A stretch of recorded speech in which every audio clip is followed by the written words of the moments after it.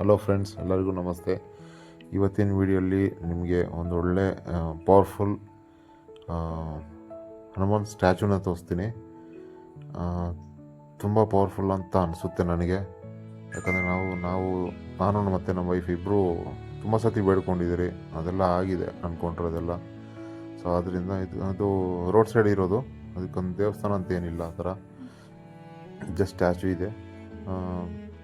ಅಂದ್ಕೊಂಡಿದ್ದಾಗಿದೆ ಅಂತ ನಾವೇ ಇದಕ್ಕೆ ಹೈವೇ ಹನುಮಾನ್ ಅಂತ ನಾವು ಮಾತಾಡುವಾಗ ಆ ಥರ ಕರಿತೀರಿ, ಹೈವೇಲಿ ಇರೋದ್ರಿಂದ. ನೋಡೋಣ ಬನ್ನಿ, ತುಂಬ ಚೆನ್ನಾಗಿದೆ. ಸೊ ಇದೇ ರೀತಿ ಅಂದ್ಕೊಂಡಿದ್ದಾಗಿದೆ ಅಂತ ನಾವು ಪ್ರಸಾದ ಕೊಡಬೇಕು ಅಂತ ಮನಸ್ಸಲ್ಲಿ ಅಂದ್ಕೊಂಡಿದ್ರಿ. ಅದೇ ರೀತಿ ಇವತ್ತು ಪ್ರಸಾದ ಎಲ್ಲ ಮಾಡಿಸ್ಕೊಂಡು ಹೋಗ್ತಿದ್ವಿ. ಹೈವೇಲೇ ಇರೋದು, ಹಿಂಗೆ ಸೈಡಲ್ಲಿ. ಸೊ ಇಲ್ಲೇ ನಾವು ಕಾರ್ ನಿಲ್ಲಿಸ್ಕೊಂಡು ಹನುಮಾನ್ ಸ್ಟ್ಯಾಚ್ಯೂಗೆ ಪೂಜೆ ಎಲ್ಲ ಸಲ್ಲಿಸಿ ಪ್ರಸಾದ ವಿತರಣೆ ಮಾಡ್ತೀರಿ ಇಲ್ಲೇ. ವಿಡಿಯೋ ಕೊನೆವರೆಗೂ ನೋಡಿ, ನಿಮಗೆ ಗೊತ್ತಾಗುತ್ತೆ ಎಷ್ಟು ಪವರ್ಫುಲ್ ಅಂತ. ಎಷ್ಟು ಜನ ಬರ್ತಾರೆ, ಎಷ್ಟು ಹಾರಗಳು ಹಾಕ್ತಾರೆ ದೇವ್ರಿಗೆ. ಜಸ್ಟ್ ಬರ್ತಾರೆ, ಹಂಗೆ ದೇವ್ರು ಮುಕ್ಕೊತಾರೆ, ಹಾರ ಹಾಕ್ತಾರೆ, ಪೂಜೆ ಸಲ್ಲಿಸ್ತಾರೆ, ಹೊರಟೋಗ್ತಾರೆ. ಬೇರೆ ದೇವಸ್ಥಾನಗಳ ಥರ ನಿಮಗೆ ಇಲ್ಲಿ ಕ್ಯೂಯಲ್ಲಿ ನಿಂತ್ಕೋಬೇಕು, ಟೈಮ್ ಅಲ್ಲಿ ಜನ ಹೆಚ್ಚಿಗೆ ಕಾಣಿಸ್ಲಿ ಅಂತಲೇ ಪಬ್ಲಿಸಿಟಿಗೋಸ್ಕರ ಮಾಡ್ತಾರೆ. ಬಟ್ ಇಲ್ಲಿ ಯಾವುದೇ ಪಬ್ಲಿಸಿಟಿ ಇಲ್ಲ, ಫ್ರೀಡಮ್ಮು. ನಿಮಗೆ ಮನಸ್ಸು ತೃಪ್ತಿ ಆಗೋವರೆಗೂ ಪೂಜೆ ಮಾಡ್ಕೋಬೋದು. ನಿಮಗೆ ಪೂಜೆ ಮಾಡಿ, ನಿಮ್ಮ ತೃಪ್ತಿಯವರು ಪೂಜೆ ಮಾಡಿ ಅಲ್ಲಿದ್ದು ದೇವ್ರನ್ನ ಬೇಡಿಕೊಂಡು ಹೋಗ್ಬೋದು. ಸೊ ಆ ರೀತಿ. ಮುಂಚೆ ಈ ಹನುಮಾನ್ ಸ್ಟ್ಯಾಚ್ಯೂಗೆ ಅದು ಮೇಲೆ ಕಟ್ಟಿರೋ ಶೀಟ್ ಕೂಡ ಇರಲಿಲ್ಲ, ಮಳೆ ಬಂದಾಗ ಹಾಗೆ ನೆನೀತಿತ್ತು. ಸೊ ಈಗ ಯಾರೋ ದಾನಿಗಳು ಅದನ್ನು ಮಾಡಿಸ್ಕೊಟ್ಟಿದ್ದಾರೆ, ಮಳೆ ಬಂದಾಗ ಏನೂ ಆಗಲ್ಲ. ಸೊ ಅದೇ ರೀತಿ ನಾವು ಅಂದ್ಕೊಂಡಂಗೆ ಪ್ರಸಾದ ಎಲ್ಲ ಮಾಡಿಸಿದ್ರಿ. ಕೇಸರಿ ಬಾತು, ಸ್ವೀಟು ಮತ್ತು ರೈಸ್ ಬಾತ್ ಮಾಡಿಸಿದ್ರಿ. ಸೊ ನಾವು ಹಾಗೆ ಅಂದ್ಕೊಂಡಿದ್ದ ಪ್ರಕಾರ ಅಲ್ಲಿ ಪೂಜೆ ಸಲ್ಲಿಸಿ ದೇವ್ರಿಗೆ ಫಸ್ಟು ಹಾರ ಎಲ್ಲ ತಂದಿದ್ರಿ. ಹಾರ ಎಲ್ಲ ಹಾಕಿ ಪೂಜೆ ಮಾಡಿ, ಪೂಜೆ ಸಲ್ಲಿಸಿ ಅದಾದಮೇಲೆ ದೇವ್ರಿಗೆ ಎಡೆ ಮಾಡಿ, ಅದಾದಮೇಲೆ ನಾವು ಎಲ್ಲರಿಗೂ ಹಂಚೋದಕ್ಕೆ ಸ್ಟಾರ್ಟ್ ಮಾಡಿದ್ರಿ.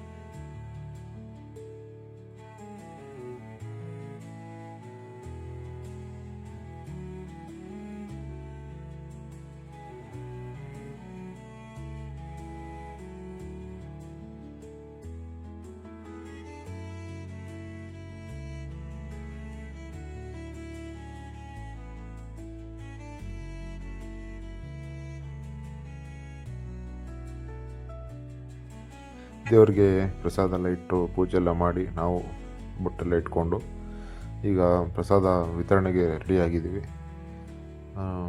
ನಮ್ಮ ವೈಫು ಪ್ರಸಾದ ಕೊಡ್ತಿರೋದು. ಸೊ ನಾನು ಮಗು ಚಿಕ್ಕದಿದೆಯಲ್ಲ, ಸೊ ನಾವು ಮಗು ನೋಡ್ಕೊತಿದ್ದೀನಿ.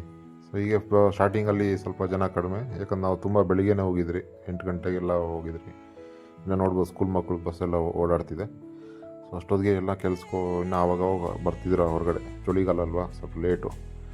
ಸೊ ಹೋಗ್ತಾ ಹೋಗ್ತಾ ಹೋಗ್ತಾ ಹಂಗೆ ತುಂಬ ಜನ ಬಂದರು, ತುಂಬ ಬೇಗ ಖಾಲಿ ಆಯಿತು. ನಮಗೂ ಖುಷಿ ಆಯಿತು.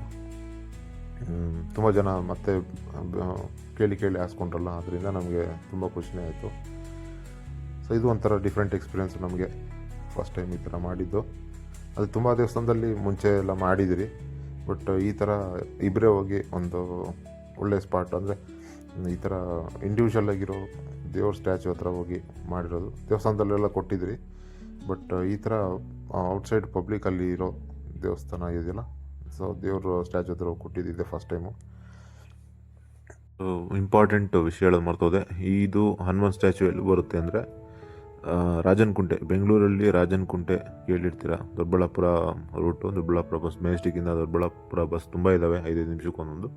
ಆ ರೂಟಲ್ಲಿ ಬಂದರೆ ರಾಜನಕುಂಟೆಯಿಂದ ನೀವು ಲೆಫ್ಟ್ ತೊಗೊಂಡು ಒಳಗೆ ಬಂದರೆ 1.5 ಕಿಲೋಮೀಟ್ರ್ ಒಳಗೆ ಬಂದರೆ ನಿಮ್ಮ ಮೈನ್ ರೋಡಲ್ಲಿ ಲೆಫ್ಟ್ ಸೈಡಲ್ಲೇ ಇರುತ್ತೆ ಇದು ಹನುಮಾನ್ ಸ್ಟ್ಯಾಚು. ಸೊ ನೀವೇನೋ ಈ ಕಡೆ ಓಡಾಡಿ ಈ ಕಡೆ ಏನಾರ ರೂಢಿದ್ರೆ ನೀವು ಒಂದ್ಸರಿ ಪರೀಕ್ಷೆ ಮಾಡಿ ನೋಡ್ಬೋದು. ಏನಾದರೂ ಅಂದ್ಕೊಂಡು ನಿಮಗೂ ಆದರೆ ನಿಮ್ಮ ಕೈಲಿ ಏನಾಗುತ್ತೋ ಅದು ನೀವು ಮಾಡಿಸ್ಬೋದು ಅಂತ, ಮಾಡಿಸಿ ಅಂತ ನಾನು ಕೇಳ್ಕೊತೀನಿ. ಈ ರೋಡಲ್ಲಿ ತುಂಬ ಟ್ರಾಫಿಕ್ಕು, ತುಂಬ ಕ್ರೌಡ್ ಇರ್ತಾ ಇತ್ತು. ಕಾಲೇಜ್ ಸ್ಟೂಡೆಂಟ್ಸ್ ಜಾಸ್ತಿ, ತುಂಬ ಯೂನಿವರ್ಸಿಟಿ ಆ್ಯಂಡ್ ಕಾಲೇಜ್ಗಳಿದ್ದಾವೆ. ದೀಪಾವಳಿ ಸಮಯದಲ್ಲಿ ನಾವು ಇದನ್ನು ಮಾಡಿರೋದ್ರಿಂದ ಕಾಲೇಜ್ಗೆಲ್ಲ ರಜೆ ಇತ್ತು, ಆದ್ದರಿಂದ ಕ್ರೌಡ್ ಇಲ್ಲ ಇಲ್ಲಿ ಅಷ್ಟು. ಇಲ್ಲ ಅಂದರೆ ತುಂಬ ಜನ ಬರ್ತಿದ್ರು. ದೀಪಾವಳಿ ರಜೆ ಇರೋದ್ರಿಂದ ಎಲ್ಲ ಊರಿಗೆ ಹೋಗಿದ್ದಾರೆ, ಸೊ ಸ್ಟೂಡೆಂಟ್ಸ್ ಯಾರೂ ಅಷ್ಟಿಲ್ಲ. ಈ ಜಂಕ್ಷನ್, ಈ ಜಾಗದ ಹೆಸರು ಇವ್ರು ಹೇಳೋದು ಇಟ್ಕಲ್ಪುರ ಕ್ರಾಸ್. ಇದು ರಾಜನಕುಂಟೆಯಿಂದ ಲೆಫ್ಟ್ ತೊಗೊಂಡು ಒಳಗೆ ಬಂದರೆ ಇಟ್ಕಲ್ಪುರ ಕ್ರಾಸು. ಚಿಕ್ಕಮದುರೆ ರೋಡ್, ಚಿಕ್ಕಮದುರೆ ದೇವಸ್ಥಾನ ತುಂಬ ಫೇಮಸ್ಸು, ಕೇಳಿರ್ತೀರ. ಚಿಕ್ಕಮದುರೆಗೆ ಹೋಗೋ ರಸ್ತೆ ಇದು. ಇದರಲ್ಲಿ ಲೆಫ್ಟ್ ಸೈಡಲ್ಲಿ ಇದೆ ಈ ಹನುಮಾನ್ ಮೂರ್ತಿ. ಸೊ ಈ ಕಡೆ ಬಂದಾಗ ಇದೊಂದು ಸರಿ ವಿಸಿಟ್ ಮಾಡಿ.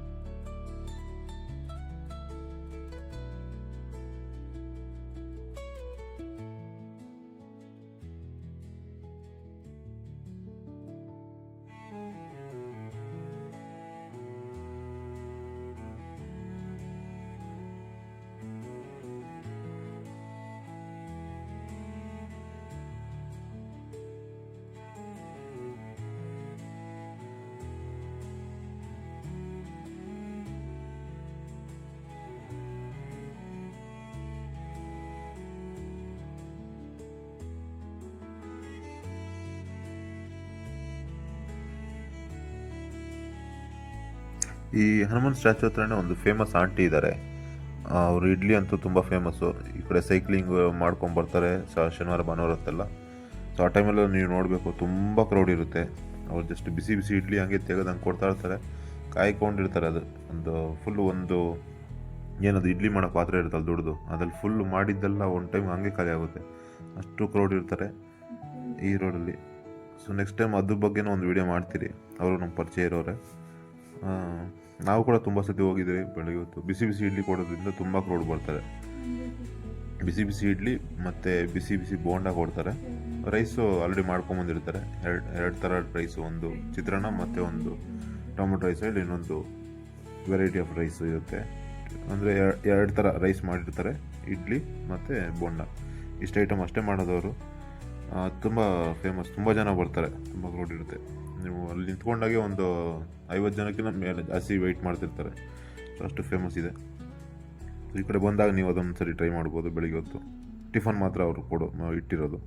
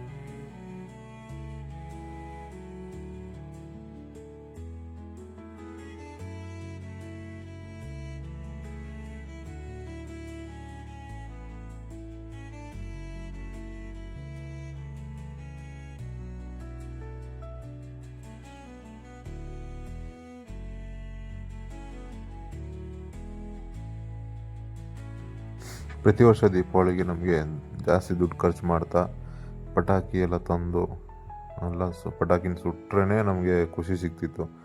ಬಟ್ ಈ ಸತಿ ದೀಪಾವಳಿ ನಮಗೆ ಚಿಕ್ಕ ಮಗು ಇರೋದ್ರಿಂದ ದೇವರೇ ನಮಗೆ ಈ ದಾರಿ ತೋರಿಸ್ತು ಅಂತ ಅನಿಸುತ್ತೆ. ಇದರಲ್ಲಿ ತುಂಬ ಖುಷಿ ಸಿಕ್ತು ನಮಗೆ. ದುಡ್ಡು ಖರ್ಚು ಮಾಡಿ ಖುಷಿ ಪಡ್ಕೊತಾ ಇರೋದಕ್ಕಿಂತ ಇದೊಂಥರ ತುಂಬ ಡಿಫ್ರೆಂಟ್ ಫೀಲ್ ನಮಗೆ ಈ ರೀತಿ ಮಾಡಿದ್ದು. ಸೊ ಈ ರೀತಿ ಇನ್ನಷ್ಟು ಹೆಚ್ಚಾಗಿ ಮಾಡಬೇಕು. ದೇವ್ರು ನಮಗೆ ಸಹಾಯ ಮಾಡೋ ಥರ ಶಕ್ತಿ ಕೊಡಲಿ ಅಂತ ಕೇಳ್ಕೊತೀನಿ. ನಿಮಗೆ ಈ ವಿಡಿಯೋ ಇಷ್ಟ ಆಗಿದರೆ ನಮಗೆ ಸಬ್ಸ್ಕ್ರೈಬ್ ಮಾಡೋ ಮೂಲಕ ಸಪೋರ್ಟ್ ಮಾಡಿ, ಮತ್ತು ಶೇರ್ ಮಾಡಿ, ಮತ್ತು ಏನಾದ್ರು ಡೌಟ್ಸು ಏನಾದರೂ ಕೇಳೋದಿದ್ದರೆ ಕಮೆಂಟ್ಸ್ ಮಾಡಿ ಅಂತ ಹೇಳ್ತಾ ಈ ವಿಡಿಯೋನ ಕೊನೆ ಮಾಡ್ತೀನಿ.